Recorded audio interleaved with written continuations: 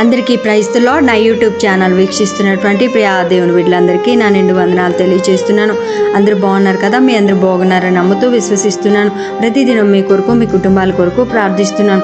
ఈ దినమున పక్షిరాజు గురించి 2 అంశాలు క్లుప్తంగా తెలియచేయాలని ఆశపడుతున్నాను.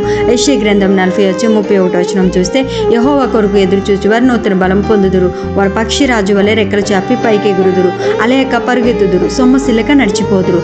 సంకీర్తనలు 103:5 చూద్దాం. పక్షిరాజు యవనం వల్ల నీ యవనం కృతదొగుచున్నట్లు మేలుతో నీ హృదయమును తృప్తిపరచుచున్నాడు. మొదటిగా నూతన జన్మ. గడిచిన కాలం మన జీవితంలో ఎప్పటికీ తిరిగి రాదు. దినాలు గడిచే కొద్దీ వృద్ధాప్యం ముంచుకొస్తుంది తప్ప కోల్పోయిన యవనం తిరిగి రాదు. ఇది నిత్య సత్యం.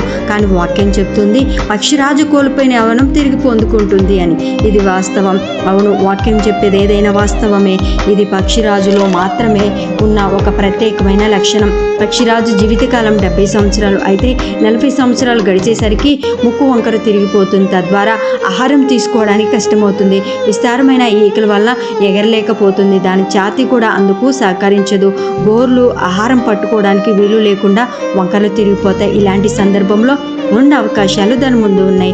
మొదటిగా చనిపోవడం, రెండవది బాధాకరమైన అనుభవం గుండా నూతన జన్మను పొందటం.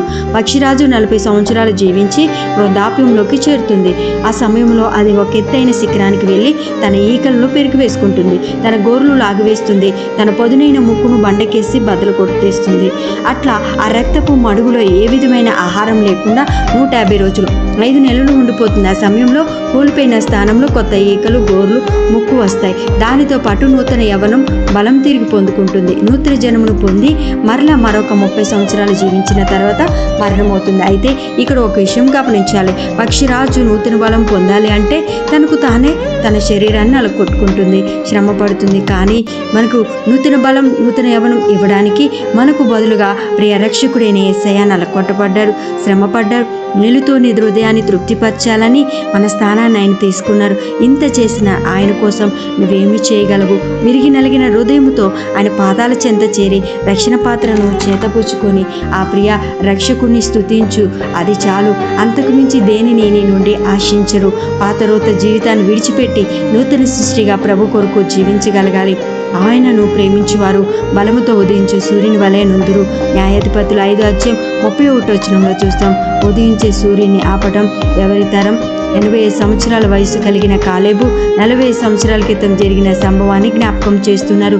యెహోషువ గ్రంథం 14:11 చూస్తే, మోషే నన్ను పంపిన నాడు నాకెంత బలమో నేటి వరకు నాకంత బలము. యుద్ధము చేయుటకు కానీ వచ్చుచూ పోచుండుటకు కానీ నాకెప్పటికప్పుడు బలమున్నది. అంటే 40 సంవత్సరాల వయసులో అతనికి ఎంత బలం ఉందో 80 సంవత్సరాల వయసులో కూడా అతనికి అంతే బలం ఉంది అంటున్నాడు. ఇది దేవుని యందు భయభక్తుల వల్ల మూలముగా కలిగే బలం. అట్టి బలాన్ని మీరు కూడా పొందుకొని నూతన ఉత్తేజంతో ప్రభువులో సాగిపోండి. రెండవదిగా పక్షిరాజు సమస్యలు ఎదురీత. తుఫాను సంభవించే సమయంలో పక్షులన్నీ గూళ్ళకు చేరుకుంటాయి, భయంగా గూళ్ళలో గడుపుతుంటాయి. కానీ పక్షిరాజు మాత్రం తన గూడుని విడిచి రెక్కలు చాచుకొని తుఫానుకు ఎదురీతి దూసుకొని పోతుంటుంది. ఎంతటి తుఫానైనా సరే, ఎంత బలమైన గాలులు వీస్తున్నా కూడా వేటిని లెక్క చేయకుండా తన ప్రయాణాన్ని కొనసాగిస్తుంది. కిందకు చూసే ప్రయత్నము ఎంత మాత్రమునూ చేయదు, ముందుకే దూసుకుపోతుంది. ఎంతవరకు అంటే ఆకాశంలో చెలరేగిన అభయంకరమైన పరిస్థితులు దాటి నిర్మలమైన వాతావరణంలోకి అడుగు పెట్టే వరకు ముందుకు దూసుకుపోతుంది. పక్షిరాజు తన జీవితకాలంలో అత్యంత ఎత్తుకు ఎగిరే సందర్భాలు ఎప్పుడంటే తుఫాను సంభవించినప్పుడంట. ప్రియ దేవుని బిడ్డలారా, కష్టాల కడలిలో కన్నీళ్ళే అన్నపానంలై అల్లులకు ఎదురీది లేక గమ్యము కానురాక నిరాశ నిస్పృహలతో కృంగిన నీ జీవితాన్ని నువ్వు జీవిస్తుంటే పక్షిరాజు పాఠం మన జీవితకాలంలో అత్యంత ఎత్తుకు చేరేవి భీకరమైన తుఫానులే. ఆలోచించగలిగితే, ఆనందించగలిగితే మీ జీవిత కాలంలో మిమ్మల్ని అత్యంత ఉన్నతంగా దేవునికి సమీపంగా చేర్చగలిగే సందర్భాలు, శ్రమలు, శోధనలు, వేదనలే. అయితే వాటిలో నీవు నీరసించిపోకూడదు, కృంగిపోకూడదు. తుఫాన్లు వచ్చినప్పటికీ పక్షిరాజు తన శక్తిని అంతా కూర్చుకొని ఏ రీతిగా భీకరమైన గాలులకు ఎదురెత్తుందో ఆ రీతిగానే ప్రభు పట్ల అచంచలమైన విశ్వాసంతో ఆయన యందు బలాన్ని పొందుకొని సమస్యలకు ఎదురీదగలగాలి. వాటిని ఛేదిస్తూ వాటికి అందనంత ఎత్తులోనికి వెళ్ళిపోగలగాలి. యెషయా గ్రంథం 43:2 చూస్తే, నీవు జలములలో బడి దాటినప్పుడు నేను నీకు తోడైయుందును, నదులలో బడి వెళ్ళినప్పుడు అవి నీ మీద పొర్లిపారువు, నీవు అగ్ని మధ్య నడిచినప్పుడు కాలిపోవు జ్వాలలు నిన్ను కాల్చవు అని వాక్యం సెలవిస్తుంది. మీరు సమస్యలు అనే జలములలో బడి దాటినప్పుడు ఆయన నీకు తోడుగా ఉంటారు. శోధనలు అనే నదులు చూసి నిరాశ చెందవద్దు, దానిలో అడుగుపెట్టి సాగిపో. ఎగిసిపడే కెరటాలు నిన్ను భయపెట్టే ప్రయత్నం చేస్తున్నప్పటికీ అవి నీ మీద పొర్లిపారువు, మిమ్మల్ని ముంచెత్తవు, ఎందుకంటే ప్రభువు నీతోనే ఉన్నాడు. అగ్ని వంటి శ్రమలు నిన్ను చుట్టుముట్టినా భీతి చెందకు, ముందుకి సాగిపో, అవెంత మాత్రం నిన్ను కాల్చవు. ప్రభు పైన విశ్వాసముంచిన హెబ్రీ యువకుల వలె ఆయనపై ఆధారపడినప్పుడు అగ్నిగుండు సహితం ఆహ్లాదకరమే. పక్షిరాజు వలె శక్తినంతా కూడా తీసుకొని రెక్కలు చాచి పై ఎగిరిపో. క్రీస్తులో నూతన బలాన్ని పొందుకొని సమస్యల సుడిగుండాల గుండా సాగిపో. ప్రభువు నీతోనే ఉన్నారు. నిర్మలమైన చోటుకి నడిపించి సమాధానకరమైన జీవితాన్ని ప్రభు నీకు ఇస్తారు. అటు కృపా ధన్యత దేవుడు మీ అందరికీ దయచేయను గాక. ఆమేన్, ఆమేన్. దేవుడు మిమ్మల్ని మీ కుటుంబాన్ని దీవించును గాక. ప్రార్థన చేసుకుందాం. పరిశుద్ధుడా, ప్రేమగల తండ్రి, కృపగల దేవా, కృపా సత్య సంపూర్ణ స్తోత్రం నైనా తండ్రి. అయ్యానైనా బిడ్డలందరినీ బలపరిచింది.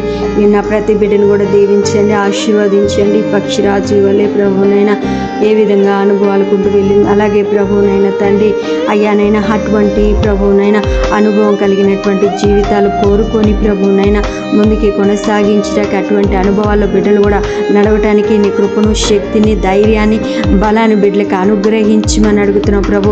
నూతన జన్మ ఏ విధంగా పొందుకుందో ప్రభు, అలాగే సమస్యలలో ఎలా ఎదురుతుందో ప్రభునైనా ఆ విధమైన ప్రభు అనుభవాలు బిడ్డలు ప్రభునైనా తండ్రి అనుభవాల్లో కూడా బిడ్డలు వెళ్ళినట్లు నీ కృపని దయచేయండి ప్రభు. బిడ్డలు ఏ సమస్యలలో ఉన్నారు, బిడ్డలు ఏ బాధలలో ఉన్నారు ప్రభు, అయ్యా ఏ విషయంలో నలిగిపోతున్నారు, ఏ విషయంలో ప్రభు నైనా కృంగిపోయి ఉన్నారో, దుఃఖముఖులైపోయి ఉన్నారో ప్రభు నైనా తండ్రి అయ్యానైనా తండ్రి వారి పరిస్థితులన్నింటిలో నుంచి బిడ్డలకు విడుదల దయచే ప్రభు. స్తోత్రం నైనా.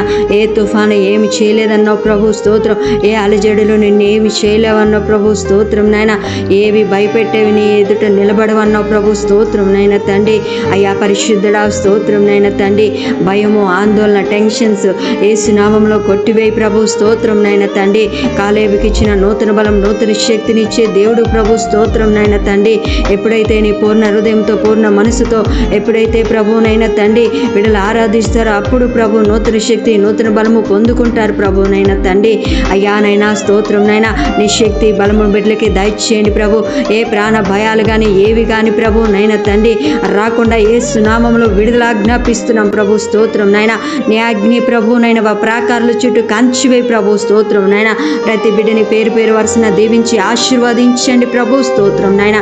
పక్షిరాజు వలె ప్రభు ఈ అనుభవాలు గుండా బిడ్డలు ప్రభు నైనా వెళ్ళినట్లు నీ కృపను, ధన్యతను బిడ్డలకి దయచే ప్రభు, స్తోత్రం నైనా తండ్రి. అయ్యా నైనా స్తోత్రం నైనా. సమస్యలన్నింటిలో నుంచి బయటికి నడిపించే దేవుడివి, శక్తివంతుడివి ప్రభు. నీ దగ్గర నుంచి శక్తి పొందుకొని ప్రభు, బలము పొందుకొని ప్రభు నైనా తండ్రి.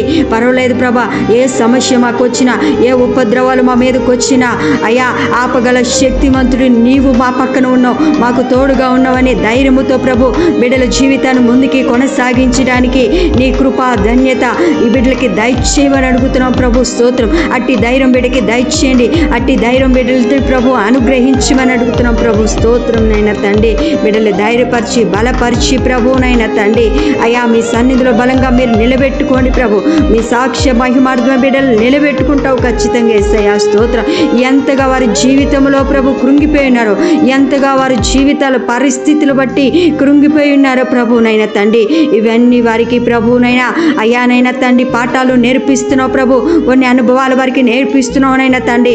ఈ అనుభవాల గుండా ప్రభు గొప్ప మేలు పొందుకొని ప్రభు సమాధానకరమైన జీవితాల బిడ్డలు పొందుకున్నట్లు ప్రభునైనా నీ కృపని దయచేయమని, ఇవన్నీ నా మేలు కొరికే, ఇవన్నీ నా మంచి కొరికే అని ప్రభువునైనా బలమైన శక్తిని పొందుకొని ధైర్యంగా నిలబడినట్లు నీ కృపని దయచేయమని, విన్న వాక్యం ప్రభువునైనా తండ్రి, విన్న మాటలు వారి హృదయాల్లో ఫలింప దయచేయమని అడుగుతున్నాం ప్రభు. స్తోత్రం. విని వాటి ప్రకారం నడిచినట్లు జీవించినట్లు నీ కృప ధన్యతను వారికి అనుగ్రహించమని అడుగుతున్నాం. వారి కుటుంబాలు దీవించండి. వారి కుటుంబాలకి మీ క్షేమముని భద్రతను దయచేయమని అడుగుతూ యేసయ్య అతి పరిశుద్ధ నామములో వేడుకుంటూ ఉన్నాం పరలోక తండ్రి. ఆమేన్, ఆమేన్.